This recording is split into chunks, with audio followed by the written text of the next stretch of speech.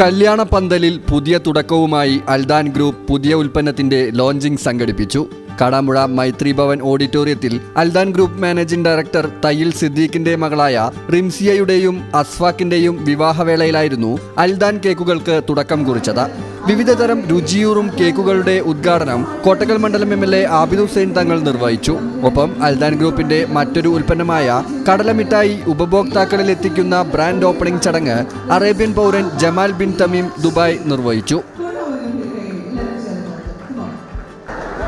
വളരെ മംഗളകരമായ സന്തോഷകരമായ ഈ ഒരു സമയത്ത് അവരുടെ വ്യാപാരത്തോടൊപ്പം പുതിയ ഒരു കേക്ക് അടക്കമുള്ള സ്വീറ്റ്സ് ചടങ്ങിൽ അൽദാൻ മാർക്കറ്റിംഗ് ജീവനക്കാരായ സൂപ്പി, സുബൈർ ഷറഫു, ഉണ്ണി എന്നിവർക്ക് Aldan group managing director Thayyil Siddique ഉൽപ്പന്നങ്ങൾ കൈമാറി.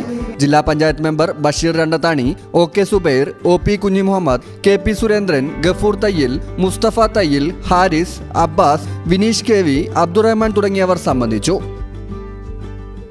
News bureau, Kadampuzha.